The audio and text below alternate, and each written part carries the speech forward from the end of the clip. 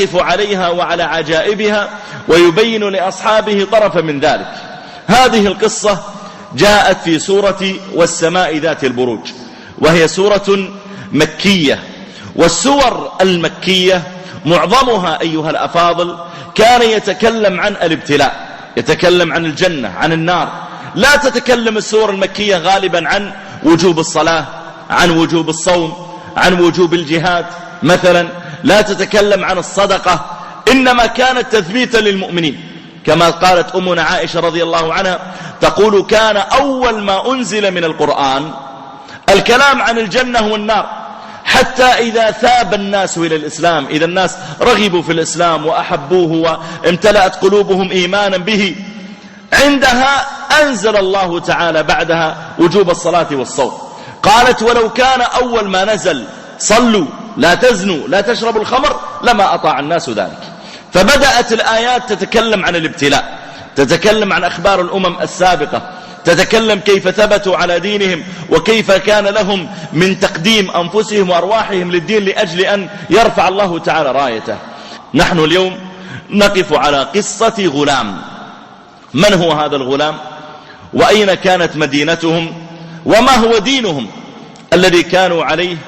وما هي قصة هداية هذا الغلام إلى الخير؟ وما معنى أن الغلام رمى دابة بحجر صغير فماتت الدابة؟ ما معنى ذلك؟ تعالوا أيها الأفاضل خلال هذه الدقائق نقف على شيء من هذه العجائب.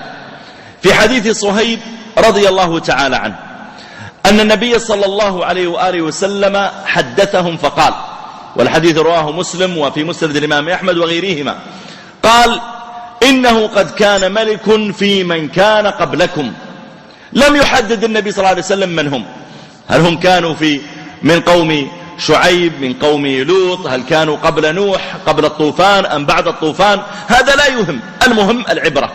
ولذلك أنت أيضا عندما تأتيك الفائدة من القرآن أو السنة اهتم بالعبرة. بعض الناس يقرأ مثلا قصة أصحاب الكهف ثم ينشغل بالكلام عن ما هو لون الكلب الذي كان معهم، من أي صنف من الكلاب الذي كان معهم، ماذا تستفيد من ذلك؟ المهم أن الله جل وعلا ذكر أنه كان يصحبهم كلب، انتهى. طيب ما هو نوع الشجرة التي أكل منها آدم عليه السلام؟ هل كانت التين أم كانت كمثرى أم كانت تفاح؟ ويبدأ يطول الكلام في هذا. ما الفائدة؟ المقصود أنه كما قال الله: وعصى آدم ربه فغوى ثم اجتباه ربه فتاب عليه وهدى. هذا المقصود، أنه وقع في الخطأ واستغفر فغفر الله له. لكن ما نوع الشجرة؟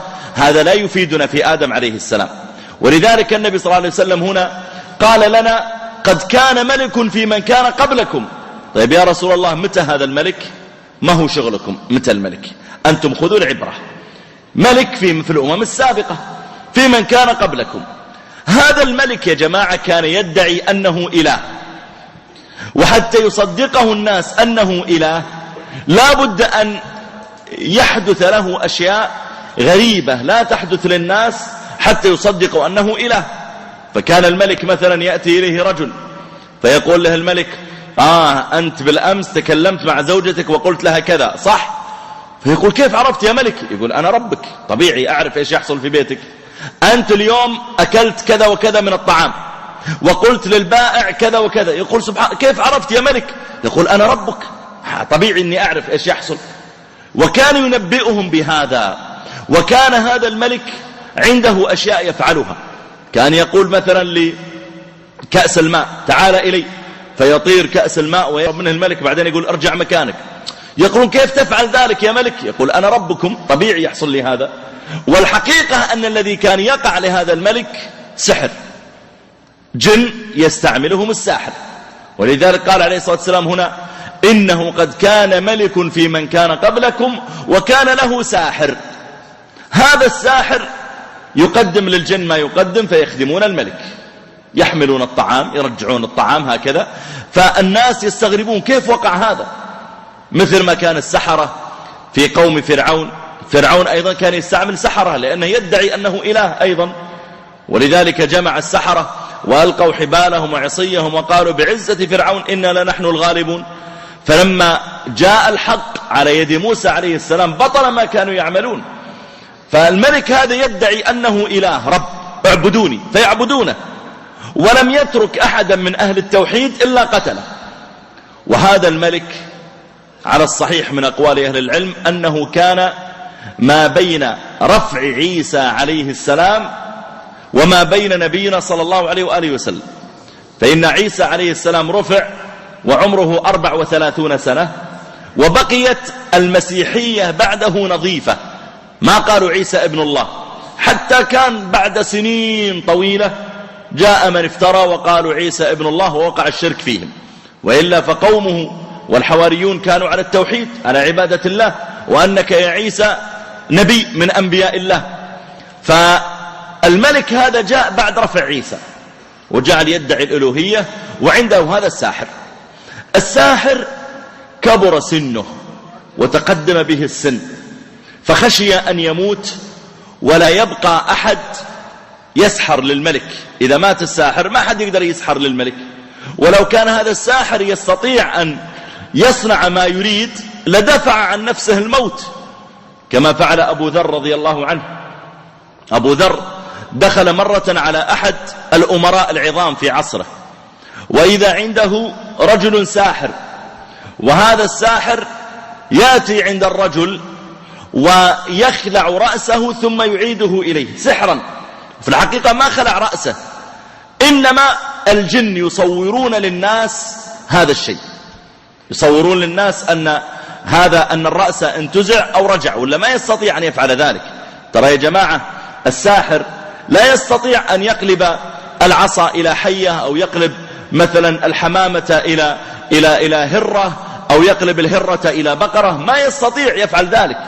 لكن الجن يتشكلون بصورة بقرة، بصورة هرة، بصورة حمامة تطير، وبالتالي الناس يظنون المنديل تحول حمامة، وما تحول، إنما الجن تصوروا بصورة حمامة وطاروا أمام الناس.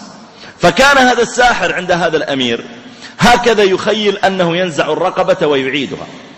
فلما جاء أبو ذر من غد، جاء أبو ذر وقد خبأ تحت ردائه سيفا، فدخل، فجاء هذا الساحر بيعمل الحركات اللي يعملها كل يوم، فأخذ أبو ذر سيفه ورفعه وقطع رأس الساحر، وقال أعد رأسك إن كنت صادقا، أنت كل يوم تفكك رؤوس الناس ترجعها، الآن رجع رأسك إذا كنت صادق.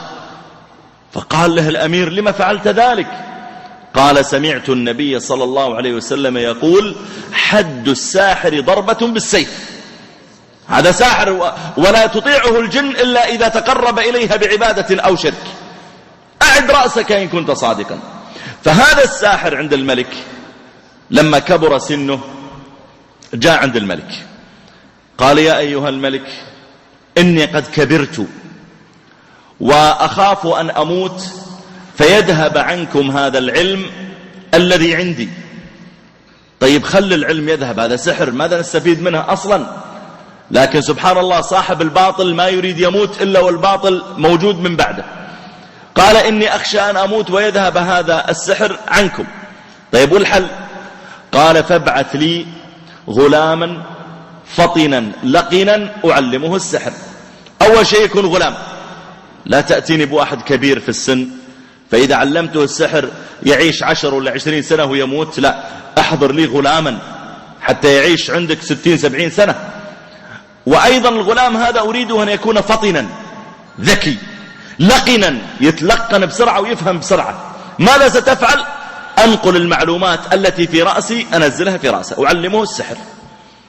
الملك بدأ يبحث في المدينة، يبحث، يعملون اختبارات للأولاد، لأن كل واحد يتمنى أن يأتي عند الملك ويتعلم السحر ويصبح جليسا للملك، هذا سيعتز هو في المال وأهله ويصير لهم شأن، فكل واحد يتمنى أن الملك يأخذ ولده. فجعل الملك يختار، حتى اختار غلاما ذكيا شديد الذكاء شديد الفهم سريع الاستجابة. أخذ هذا الغلام وجاء به للساحر. صار الغلام كل صباح يأتي عندها الساحر، والساحر يعلمه السحر. لما تريد أن تطير كيف تفعل؟ تقول كذا وكذا والجن تفعل لك كذا. لما تريد أن تسحر بالطريقة الفلانية كيف تفعل؟ والسحر كما تعلمون أيها الأفاضل ينقسم إلى أقسام. منه سحر هو في الحقيقة خداع بصري، في الحقيقة أنه خداع بصري وليس سحرا حقيقيا، مثل ما يقع في عدد من القنوات مثل هذا.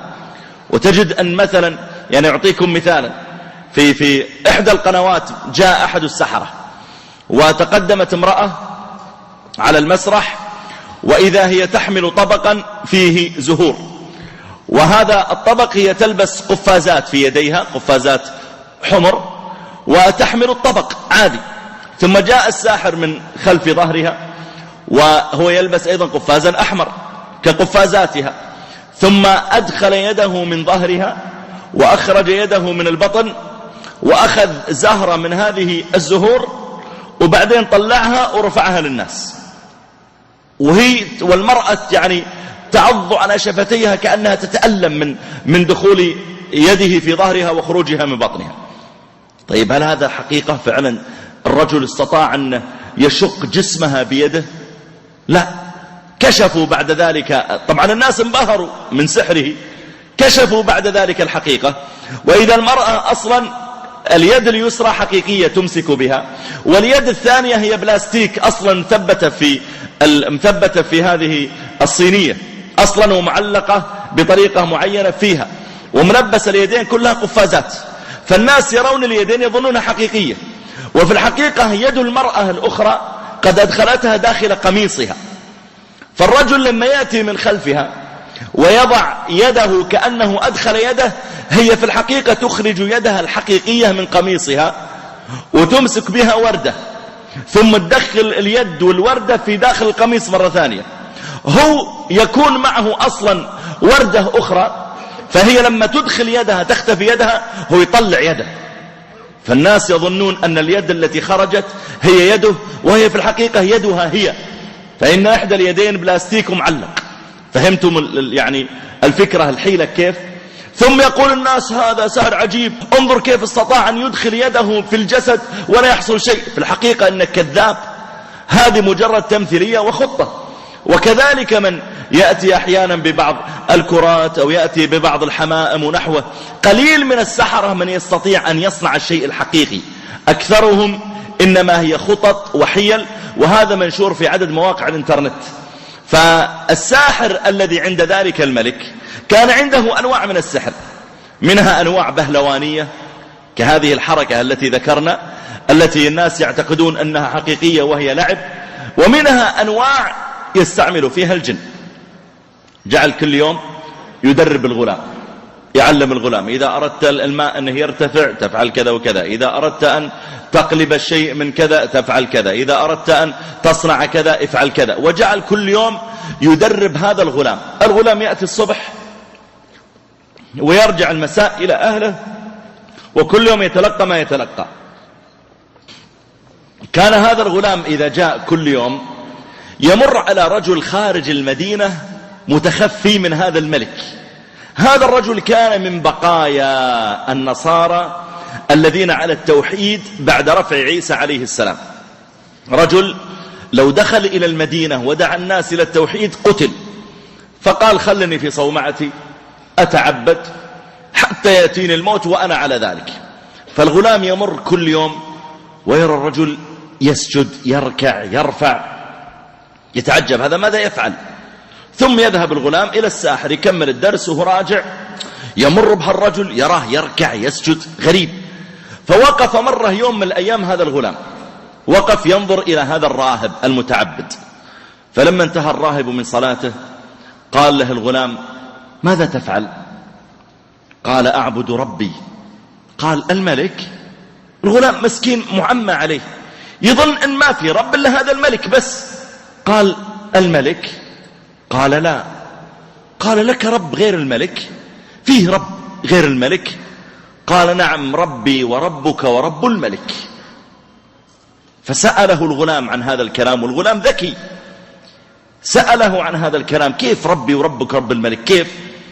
فجعل هذا الراهب يشرح له في خالق للكون، هو المستحق للعبادة، هذا الرجل الذي يدعي أنه رب لا يملك لنفسه ضرا ولا نفعا بكرة يموت. لو كان ربنا، كيف ربنا ويموت؟ من يدبر الكون إذا مات؟ وجعل يعلمه التوحيد حتى آمن الغلام، صدق الكلام وآمن واقتنع عن هذاك ما هو برب، إنما ربي الله هذا الذي يحيي ويميت ويفعل ما يشاء ويختار. وصار الغلام وهو رايح في الصباح إلى الساحر يجلس عندها الراهب يأخذ درس في التوحيد، ثم يذهب ويأخذ درس في السحر، وهو راجع يجلس عند الراهب يتعلم توحيد ثم يذهب إلى بيته. وصار كل يوم على هذا الحال. لكن الغلام صار أحيانا يتأخر عند الراهب مع الجلسة الطويلة، يتأخر، فإذا وصل عند الساحر متأخرا ضربه الساحر. ليش تتأخر اليوم على الدرس؟ صعب يقول له أنا جالس عند راهب أتعبد معه. ثم إذا رجع الغلام وجلس عند الراهب يتعلم شوي دين، تأخر على أهله في المساء فيضربه أهله، ليش تأخرت اليوم؟ وهو صغير. فاشتكى هذا الغلام إلى الراهب، قال أنا إذا جلست عندك في الصباح أتعلم ضربني الساحر، ليش تتأخر؟ وإذا رجعت وجلست عندك في الرجعة ضربني أهلي، ليش تتأخر؟ فأنا ماذا أفعل؟ فقال له الراهب إذا خشيت الساحر، إذا تأخرت في الصباح وانت طالع خشيت الساحر يضربك، قل حبسني أهلي، أهلي أخروني، كان عندنا اليوم شغل وأخروني فتأخرت عليك. وإذا خشيت أهلك، إذا تأخرت في الرجوع وصار الدرس طويل عندي وتأخرت في الرجوع إلى أهلك، فقل لهم حبسني الساحر، اليوم الدرس عند الساحر طويل شوي فتأخرت. طيب أليس هذا كذبا؟ بلى. طيب كيف الساحر الآن يعلم الغلام كيف يعلمه الكذب؟ ليش ما قال له اصبر وهذا ابتلاء واجهر بالدعوة؟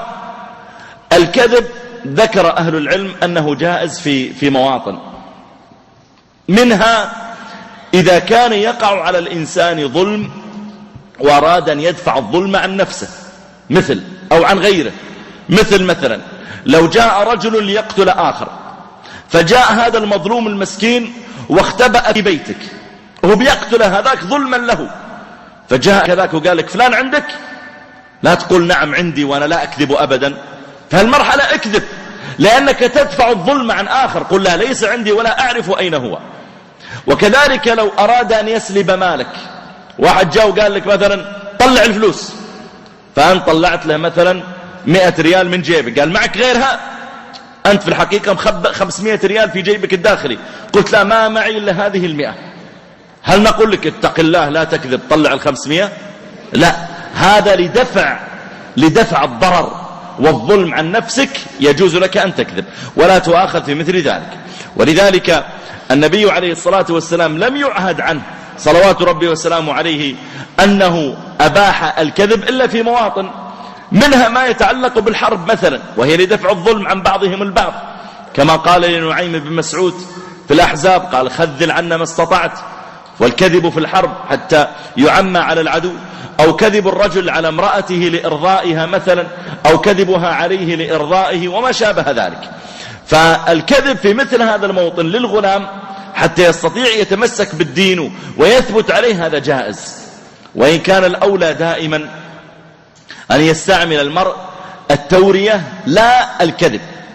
والتورية هي أن تقول كلاما يفهم منه الذي أمامك شيء وأنت تقصد شيئا آخر.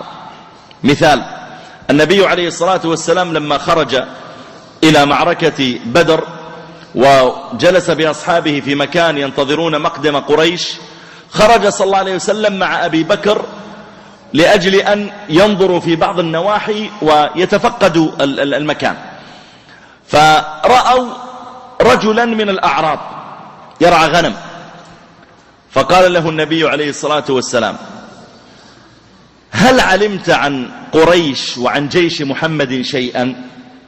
قال لا أخبركما حتى تخبراني مما أنتما، أنتم من وين؟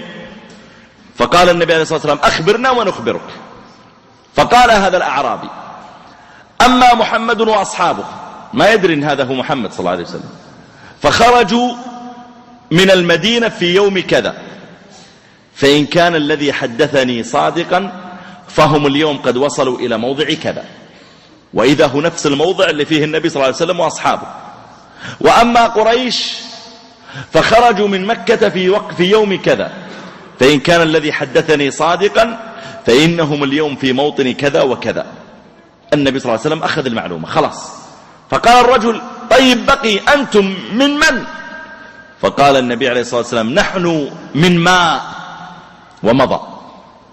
من ماء يعني خلق من ماء دافق. الرجل فهم أنهم من بني ماء، في قبيلة اسمهم بنو ماء، مثل بنو عبس وبنو خزاعة وكذا، قبيلة اسمهم بنو ماء، فجعل يقول: بنو ماء ثقيف أم بنو ماء خزاعة؟ يسأل أي فخذ أنتم من بني ماء. فهو فهم أنهم قبيلة اسمهم بنو ماء، والنبي عليه الصلاة والسلام يقصد نحن مخلوقون من ماء. وكما ذكر أن الإمام أحمد أيضا قالوا كان قد جلس يوما وعنده طلابه، ومن بينهم الإمام محمد بن نصر المروزي عالم، ولسه جالس طالب ذلك الأيام، ما بعد صار عالم كبير.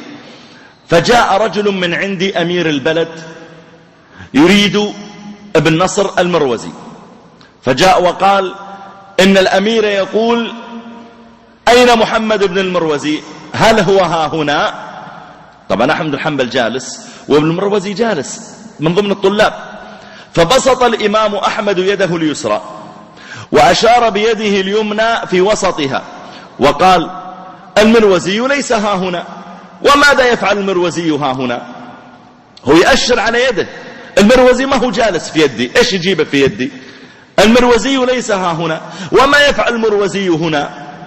الرجل فهم أن المروزي ما هو في المسجد، وفي الحقيقة أحمد بن حنبل يقصد ما هو في يدي. فهذا اسمها تورية.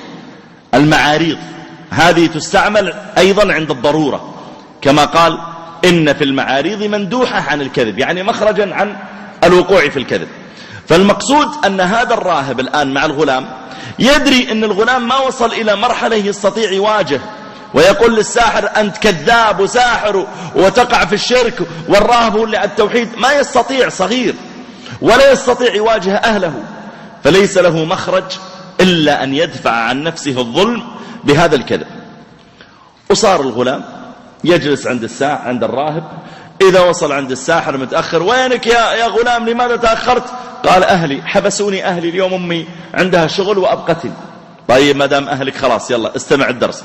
فإذا رجع وجلس عند الراهب وصل إلى أهله: ليش تأخرت يا غلام؟ قال: اليوم الساحر الدرس طويل يا أمي وجلسني، حبسني الساحر. مضت الأيام وجمع الغلام علما كثيرا من هذا الراهب، وجمع علما كثيرا أيضا من الساحر. الراهب يقول له: اعبد الله وحده لا شريك له، والساحر يقول له: اعبد هذا الملك. الراهب يقول له: ترى ربك الله اللي يحيي ويميت ويملك رزقك وعملك، وذاك يقول له: لا، إلا ربك هذا الملك. فالغلام على صغر سنه تربى على شيء، والراهب الآن يخلخل هذا الشيء. تربى منذ أن كان في المهد أن هالملك هو ربي، والآن أنت يا راهب تقول لي لا ما هو ربك. فصار عنده نوع من الاضطراب. فيوم من الأيام والغلام يتمنى أن يجد فرصة لتنكشف له الحقيقة. يوم من الأيام وإذا بالغلام يمر فيجد دابة في وسط الطريق قد جلست وحبست الناس. في رواية الترمذي أنه أسد قد جاء من البر وجاء وجلس في وسط الطريق يبغى ينقض على أحد، فالناس كلهم مبتعدين عنه خايفين. طيب ما هو في ناس عندهم دكاكين بيفتحونها، ناس عندهم مرضى، ناس عندهم أهله وأولاده ينتظرونه. الأسد واقف ومعطل الحركة كلها في المدينة، ما أحد قادر يتعدى خوفا من هذا الأسد. فقال الغلام: اليوم أعلم الراهب أفضل أم الساحر أفضل، اليوم أكتشف من اللي أفضل من الثاني، الراهب ولا الساحر. ثم أخذ الغلام حجرا صغيرا من الأرض ورفعه وقال: اللهم. طبعا الغلام كان في داخل قلبه يميل إلى الراهب وإلى التوحيد، لأنه هو الذي يوافق الفطرة أصلا، هو الذي يوافق فطرتك. ولذلك سبحان الله تجد أنك يعني لو أخرجت سمكة من الماء ثم جئت ووضعتها مثلا في عصير، في سائل يعني آخر غير الماء، عصير ولا في زيت ولا، لا يمكن تستقر. فإذا وضعتها في الماء استقرت وسكنت، لأن هذا هو الذي خلقت له. أنت إنما خلقت لعبادة الله وحده لا شريك له. فطرة الله التي فطر الناس عليها لا تبديل لخلق الله، ذلك الدين القيم. وإذا أخذ الله من بني آدم من ظهورهم ذريتهم وأشهدهم على أنفسهم ألست بربكم قالوا بلى شهدنا. كل ابن آدم جعل في قلبه معرفة الله والتوجه إليه، لكن كما قال النبي عليه الصلاة والسلام فأبواه يهودانه أو ينصرانه أو يمجسانه. الغلام في داخل قلبه مقتنع أن ربي الله وهو خالقي ورازقي، لكن عنده نوع من الخلل بسبب ما تربى عليه. فأخذ هذا الحجر قال اللهم إن كان أمر الراهب أحب إليك من أمر الساحر فاقتل هذه الدابة حتى يمضي الناس. يا ربي إذا أنت تحب الراهب وتحب دين الراهب والعلم اللي عند الراهب والمنهج اللي عند الراهب، إذا أنت يا ربي تحبه أكثر مما تحب اللي عند الساحر، أعطني برهان، أعطني دليلا. ما هو الدليل؟ أنها الدابة تموت بهذا الحجر. ثم رفع الغلام الحجر ورمى الدابة فوقع الحجر عليها وماتت. طبعا الناس ينظرون إلى الغلام وينظرون إلى الدابة، وكل واحد من الناس من الصبح يحاول أن يتقي الدابة بشيء وهم لا يستطيعون. يأتي الغلام يقتلها بحجر. الغلام والناس ينظرون، رمى الدابة وماتت بحجر الغلام. فالتفت الناس إلى بعض، من اللي قتلها؟ من اللي قتلها؟ قتلها الغلام. هذا الغلام اي والله، ما ابن من؟ والله ابن فلان. هذا اللي يدرس عند الساحر. نعم. فقال الناس لقد علم هذا الغلام علما لم يعلمه أحد. بدأ الغلام يشتهر، وبدأ الناس كل واحد يرجع لبيته ويعطي أولاده وأهله وزوجته القصة ويقول لهم القصة بطولة الغلام، هذا ولد فلان. الناس في مجالسهم في أسواقهم صار الغلام مشهور. الغلام لما ماتت الدابة توجه مباشرة إلى الراهب، إلى الأستاذ، وجلس إليه وحكى له القصة وقال يا شيخ أنا قلت كذا وكذا ورميت الدابة وماتت. طبعا هذا أيها الأفاضل يسمى كرامة. خوارق العادات 3 أقسام، منها ما يسمى معجزات، وهي التي تقع على يد الأنبياء لإثبات أنهم أنبياء، كما شق القمر للنبي عليه الصلاة والسلام، وكما نبع الماء بين أصابعه لما وضع صلى الله عليه وسلم يده في الإناء فنبع الماء بين أصابعه، وكما جيء إليه صلى الله عليه وآله وسلم بعلي رضي الله تعالى عنه في الخيبر وإذا عينه مليئة بالرمد، إذا عيناه لا يستطيع أن يرى فتفل صلى الله عليه وسلم فيهما فبرئت. هذه معجزات.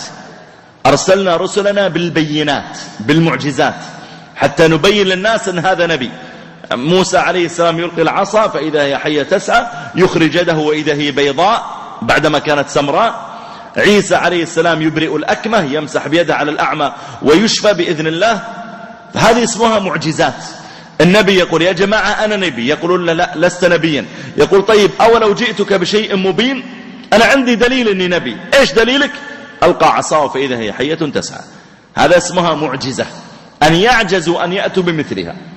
وفي شيء اسمه كرامة، هذا يقع للصالحين، يوقعه الله تعالى أحيانا لهم، كما وقع مثلا لعمر رضي الله تعالى عنه. عمر رضي الله تعالى عنه لما أرسل بعض جنده في غزو، وكان الجيش قد أقبل عليهم من جهة الوادي، وكان رئيس هذا الجيش المسلم اسمه سارية، والجيش القادم إليهم لم يعلم سارية وأصحابه به.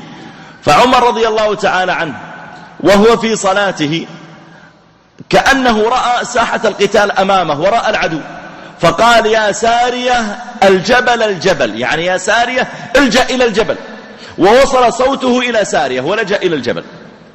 هذا اسمها كرامة، يعني ما جرت العادة واحد يتكلم في المدينة ويصل صوته إلى العراق، لكن الله تعالى أوصله إكراما لعمر، هذه اسمها كرامة. ومنها أمثلة كثيرة. النوع الثالث هي السحر، وهي أيضا أمر خارق للعادة، أمر غير اعتيادي، لكن لا يقع على أيدي الصالحين، يقع على أيدي غيرهم من البطالين والسحرة والمشعوذين، وهذا أيضا له أمثلة كثيرة. فالغلام وقع له كرامة أن تقتل دابة بحجر صغير. قال الغلام لأستاذه أنا اليوم وقع لي شيء غريب. قال ما هو؟ قال وقع كذا وكذا، ورميت الدابة بهذا الحجر فماتت.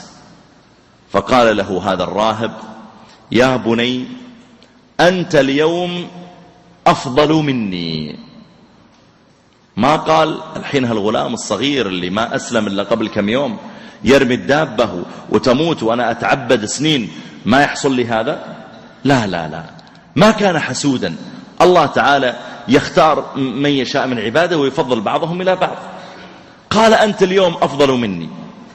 وهذا يا جماعة هو نوع أيضا من التحفيز للصغار. نحن نحتاج أن نثني على المصيب وأن نمدحه حتى نشجعه على أن يواصل. النبي عليه الصلاة والسلام يقول أقرأكم أبي بن كعب، يقول للصحابة أحسن واحد فيكم يقرأ قرآن أبي، أقرأكم أبي، وأفرضكم زيد، أعلمكم بالفرائض زيد. وقال صلى الله عليه وآله وسلم أيضا لأبي موسى الأشعري قال يا أبا موسى أما لو سمعتني وأنا أستمع إلى قراءتك البارحة لقد أوتيت مزمارا من مزامير آل داود. هذا يا جماعة تحفيز مدح حتى يتشجع على الخير أكثر. فالآن يقول هذا الراهب للغلام يقول أنت اليوم أفضل مني، أنت أفضل مني وأنا أتعبد سنين وأنا شايب، أنت يا ابني أنت اليوم أفضل مني عند الله، أنت اليوم أفضل مني. ثم قال وإنك ستبتلى. يقول الشافعي رحمه الله لما قيل له هل يمكن الرجل أم يبتلى؟ هل الرجل يمكن ويصير له مثلا قبول عند الناس وخير منتشر وعلم، أم يبتلى في ماله، يبتلى في ولده، يبتلى في صحته، أي نوع من أنواع البلاء؟ فقال الشافعي أصلا هو لا يمكن حتى يبتلى، أصلا لا يمكن يصل إلى مرحلة التأثير حتى يمر بمرحلة ابتلاء، كما وقع لنبينا عليه الصلاة والسلام ما صار له التأثير في المدينة ودولة إلا بعدما حصل له ما حصل من البلاء في مكة. موسى عليه السلام ما حصل له التأثير إلا بعدما وقع له ما وقع. قل غير ذلك من الأنبياء إبراهيم وغيره. قال أصلا لا يمكن حتى يبتلى. ثم قال له الراهب فإن ابتليت فلا تدل علي، أنا ما أبغى مشاكل، أنا قاعد أتعبد هنا من سنوات، أرجوك يا ولدي خلني على عبادتي لين أموت. لا تقول فيه راهب أنا تعلمت الدين عند الراهب، أرجوك لا تطلع خبري أبدا، إذا سألوك عني لا تجيب خبري، فإن ابتليت فلا تدل علي. قال الغلام طيب، وكمل الغلام يروح عند الساحر ويرجع له، كمل حياته الطبيعية. لكن صار الغلام أكرمه الله تعالى بأشياء. صار الغلام يبرئ الأكمة والأبرص ويداوي الناس من سائر الأدواء، أي واحد مريض يعالجه الغلام. الأكمة هو الذي ولد أعمى، والبرص مرض في الجلد، ويداوي الناس من سائر الأدواء. يأتي واحد معاق يحملونه يشفى بإذن الله، يأتي واحد مجنون يشفى بإذن الله، يداوي الناس من سائر الأدواء. صار الغلام يخلص من درسه عند الساحر يأتي يجلس في البيت يعالج الناس ما يدرون هذا سحر ولا هذا دين، هذا ايش اللي قاعد يفعله الغلام. والملك ساكت عن الغلام، خله ما دام انه تبعي هو يشتغل عندي وانا اللي ادفع راتبه خله. فصار الغلام كل يوم يأتي إليه الناس ويدعوهم إلى الإسلام للتوحيد. يأتي واحد يقول أنا أعمى وأبغاك تشفيني، ولا أنا مشلول، ولا يقول طيب أنا أساعدك في الشفاء، لكن هل تعرف الله؟ هل تعرف التوحيد؟ هل تعرف أنت ليش خلقت أصلا؟ أنت بعد الموت أين تذهب؟ أنت ليش الله خلقك؟ إيش سر وجودك؟ لماذا خلقت؟ وما هي الغاية من خلقك؟ أنت تعبد من هو الله؟ ما هي صفاته؟ جعل كل ما جاءه واحد يدعوه إلى الإسلام، إلى التوحيد. كان للملك جليس وزير، هذا الجليس أعمى، ومسكين جليس ووزير وتاجر كبير لكن أعمى، ومن زمان يبحث عن علاج. سمع والله في غلام صغير يعالج. خرج الوزير وجاء ومعه حاشية كبيرة معهم هدايا، كل واحد شايل على رأسه، اللي شايل ذهب واللي شايل فضة واللي شايل طعام حسن واللي شايل ثياب وجواهر وهدايا. جاء بها كلها ودخل بيت هالغلام، وهؤلاء ينزلون هالهدايا، ينزلون الهدايا.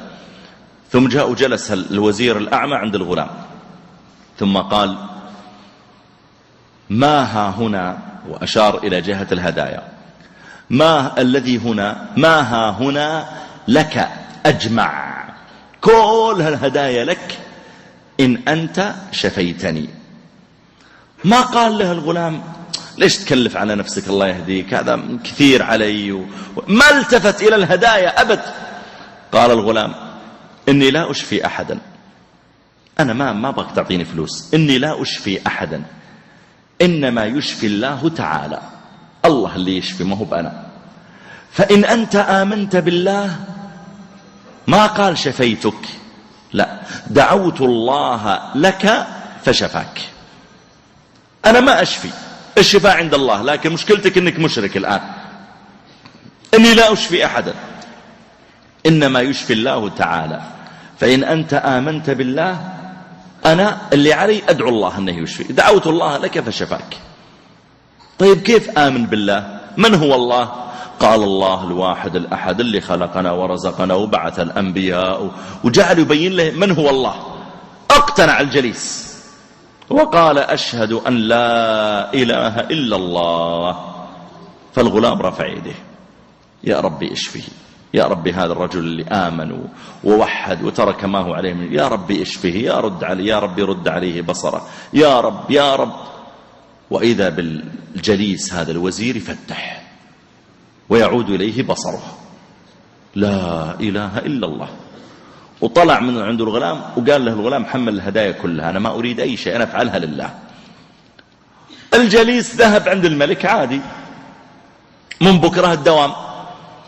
جلس الجليس إلا والله يشوف، دائما أعمى إلا والله المرة يشوف.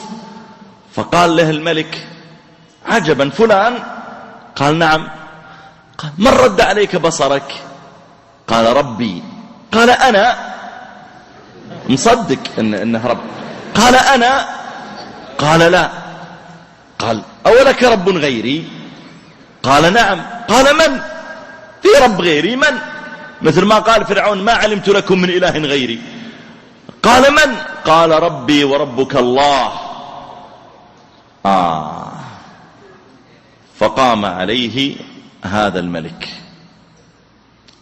وضربوا حتى دل على الغلام. قال: والله اللي علمني هالإيمان وهالكلام الغلام، جيبوا الغلام. فجاءوا بالغلام، والغلام قالوا هو الذي لم يتعد عمره 15 سنة، فإذا جاوز 15 سنة قالوا يسمى فتى، فهو غلام صغير. فقال له الملك متلطفا، قال: يا بني، قد بلغ من سحرك، حتى يبين له أني أنا صاحب الفضل ترى عليك، كل ما أنت فيه الآن من أمور عجيبة أنا صاحبها، أنا اللي تفضلت عليك. قد بلغ من سحرك أنك تبرئ الأكمه والأبرص وتداوي الناس، يعني سحرك عجيب، أنت صرت أحسن من الساحر اللي عندي. إذن أنا بأنبسط أكثر بك أيضا. أنت سحرك بلغ منه أنك تقدر أيضا الأعمى تشفيه، وأن الأبرص أنت بلغ من سحرك كل هذا. فقال الغلام: إني لا أشفي أحدا، هذا ما هو بسحر، إنما يشفي الله تعالى.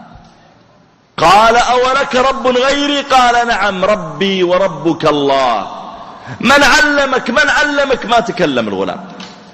أخذوا يضربون الغلام ويضرب من كل جهة ويعذب على صغره حتى ضعف ولا استطاع يتحمل. قال اللي علمني هالكلام الساحر الراهب، جيبوا الراهب. مضوا إلى الراهب، والراهب في عبادته صار له سنين تارك المدينة وتارك أهلها، ينتظر متى أموت وأنا على العبادة.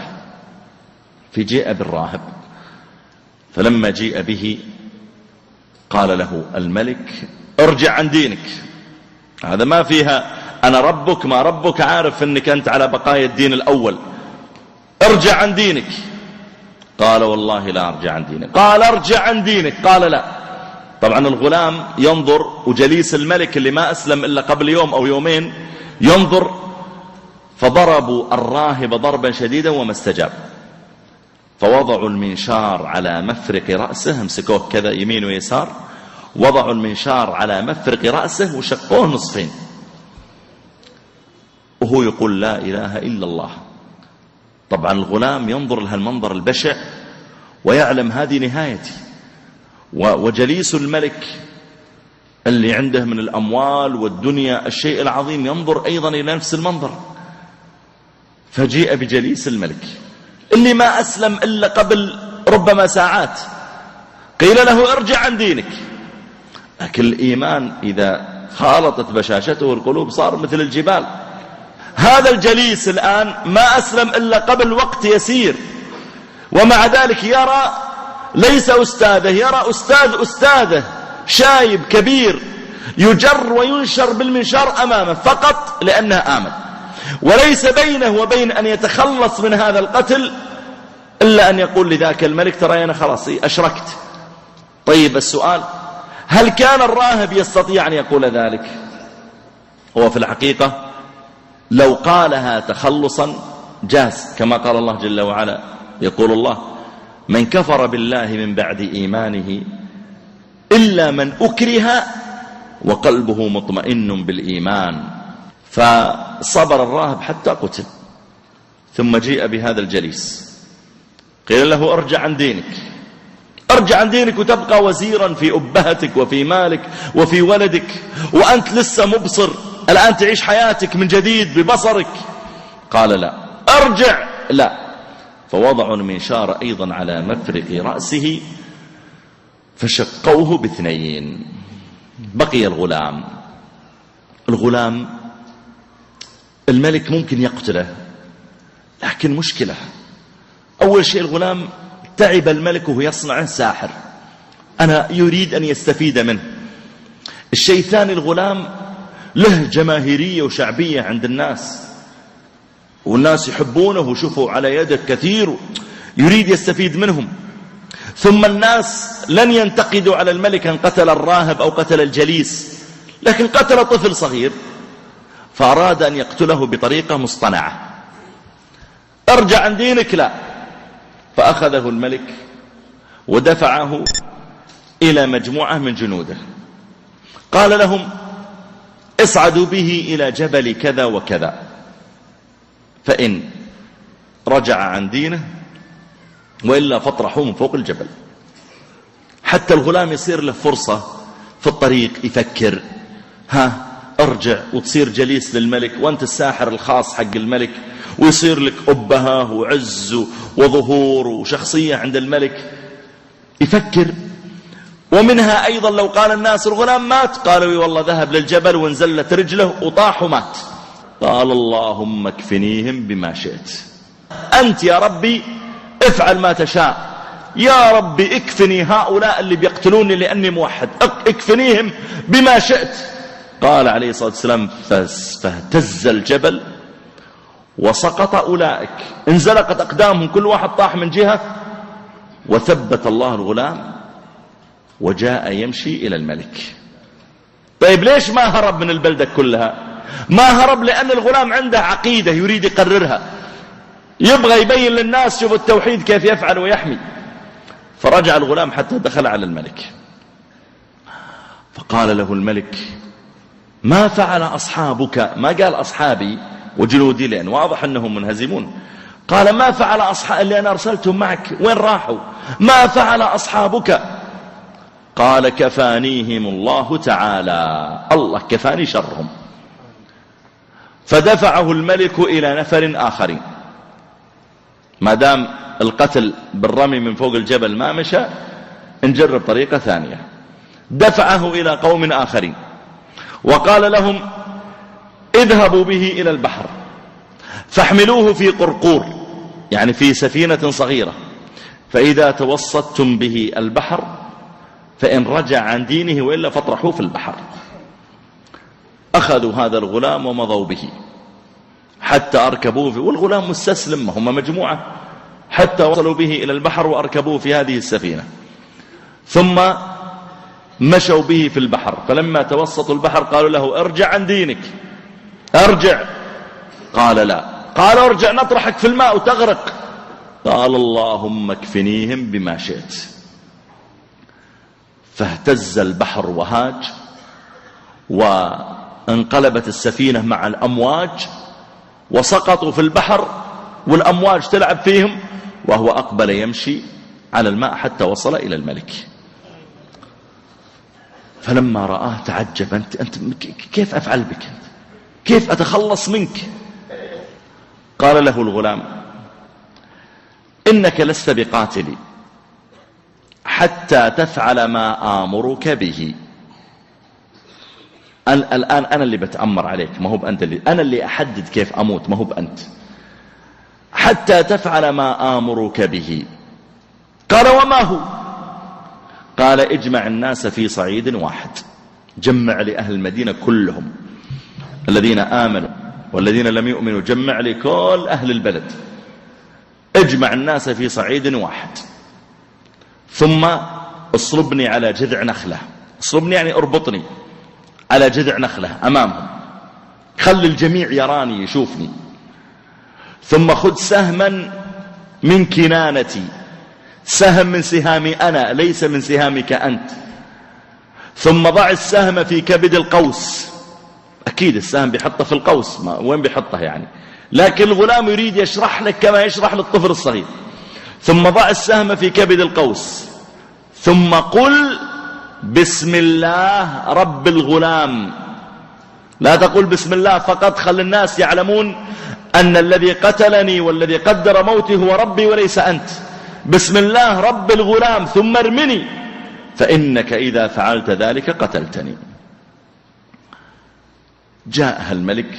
طيب السؤال، كيف عرف الغلام هذا؟ هل هذا يعني أن الغلام نبي من الأنبياء؟ فنقول والله الأنبياء الذين ذكرهم الله في القرآن زادوا 1 ولا 2، ونقول إن الله بعث أنبياء من الغلمان الصغار. هذا الذي فعله الغلام يكون من الإلهام الذي يقذفه الله تعالى في قلبه. والوحي ينقسم إلى أقسام، منه وحي إلهام. كيف إلهام؟ يعني يلقي الله تعالى في قلب الإنسان أن يصنع شيئا، مثل ما قال الله تعالى وأوحينا إلى أم موسى. أم موسى كانت متحيرة، أنا ولدت وفرعون وجنوده كل يوم يأتون يبحثون وممكن يقتلون ولدي في أي لحظة. طيب ماذا أفعل؟ ماذا أفعل؟ كيف أتصرف؟ تفكر. فألقى الله في قلبها فكرة، وأوحينا إلى أم موسى أن أرضعيه، فإذا خفت عليه فألقيه في اليم، حطيه في البحر في النهر، ولا تخافي ولا تحزني إن رادوه إليك وجاعلوه من المرسلين. السؤال، هل هذا يعني أن أم موسى صارت نبية؟ لا، إنما ألقي في قلبها أن ولدي هذا سيكون له شأن وسيكون من بقايا الأنبياء اللي هم أجداده. يعني موسى عليه السلام أجداده كانوا أنبياء، وبالتالي هذا ليس وحيا كوحي الأنبياء وأوحينا إلى موسى وأخيه أن تبوأ لقومكم. لا، ليس وحي أنبياء، إنما وحي إلهام، يعني يلقى في قلبها الفكرة ويوفقها الله إليها. وقد يكون الإلهام لغير البشر، كما قال الله جل وعلا وأوحى ربك إلى النحل أن اتخذي من الجبال بيوتا ومن الشجر ومما يعرشون ثم كلي من كل الثمرات. فهذا وحي إلهام ألقي في قلب النحلة أنها تجعل بيتها في المكان الفلاني. هذا الغلام ليس نبيا من الأنبياء، لكن الله تعالى ألقى في قلبه هذه الفكرة حتى الناس يتأثروا، اصنع هذا الصنيع. فجاء هذا الملك جمع الناس في صعيد واحد، وجاء بالغلام ربط على نخلة، وجاء هذا الملك وجمع ناس، والناس ينظرون كبارا وصغارا. هذا الغلام اي والله هذا اللي قتل الدابة، اي والله هذا اللي كان فلان مشلول وشفاه، اي نعم، وهذا اللي كان فلان كذا، سبحان الله هذا اللي أنت كنت أعمى، وهذا ايش اللي حصل، هذا الغلام.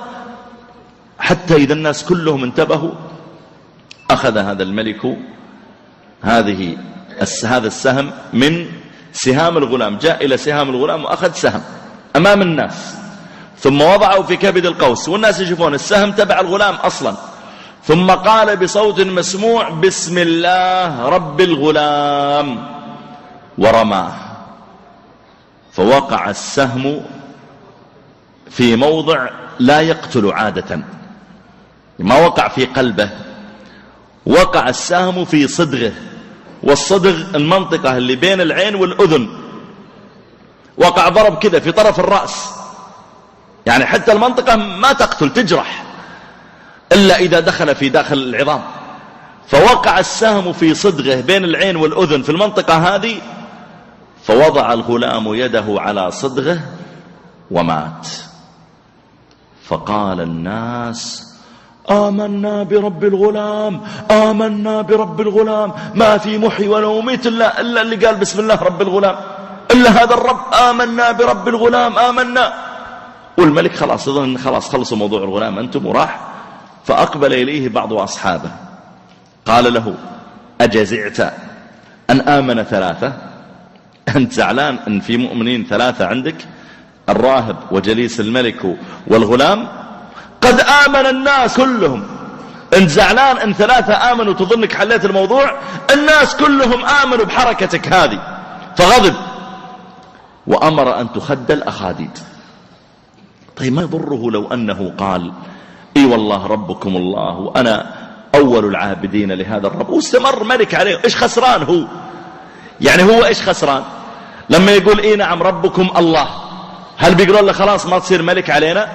ولا بيقولون له اطلع من قصرك واترك دوابك وأرائك؟ لن يخسر شيئا أبدا من دنياه، باقي. لكن سبحان الله ابن آدم عنده نوع من الطغيان. كلا إن الإنسان ليطغى أن رآه استغنى، يبغى يقول أنا ربكم. قال فأمر بالأخاديد فخدت في الطرقات، أمر بالحفر وحفرت، ثم أشعلت فيها النيران، ثم قال لهم: من لم يرجع عن دينه فاطرحوه فيها. فصاروا يأتون بالناس: ارجع عن دينك، لا اطرحه في النار، ارجع عن دينك، لا اطرحوه في النار، ارجع عن دينك، اطرحوه في النار. حتى كان آخر من طرح في النار امرأة أقبلت بولدها ترضعه، فلما أقبلت إلى النار قيل لها: ارجعي عن دينك، قالت لا. فلما قربوها لتطرح كأنها تلكأت وخافت، ولدها ترضعه، الولد بيحترق، إيش ذنبه؟ فأطلق الغلام فمه من ثديها وقال: يا أماه اصبري فإنك على الحق. فألقيت في النار هي وولدها. وقال عليه الصلاة والسلام: لم يتكلم في المهدي إلا ثلاثة: عيسى، وغلام الأخدود، غلام المرأة التي عند الأخدود اللي قال: يا أمي اصبري أنت على الحق، وصاحب جريج في قصة معروفة. وأنزل الله تعالى قوله جل في علاه: والسماء ذات البروج والموعود وصاحب شاهد. قتل أصحاب الأخدود النار ذات الوقود، يعني في النار ذات الوقود إذ هم عليها قعود. الملك وأصحابه جالسين فوق، وهم على ما يفعلون بالمؤمنين شهود. وما نقموا منهم، ما زعلهم إلا أن يؤمنوا بالله العزيز الحميد الذي له ملك السماوات والأرض والله على كل شيء شهيد. إن الذين فتنوا المؤمنين والمؤمنات، هذا اللي كانوا جالسين يعذبون الناس ثم لم يتوبوا فلهم عذاب جهنم ولهم عذاب الحريق. إن الذين آمنوا وعملوا الصالحات لهم جنات تجري من تحتها الأنهار. الآيات. هذا خبر أصحاب الأخدود ذكره النبي صلى الله عليه وآله وسلم لأصحابه، وأنزل الله تعالى السورة في وقت كان الصحابة في مكة يعذبون من كل مكان تثبيتا لهم على ما هم عليه. أسأل الله جل وعلا أن ينفعنا وإياكم بما سمعنا. اللهم صل وسلم على عبدك ورسولك محمد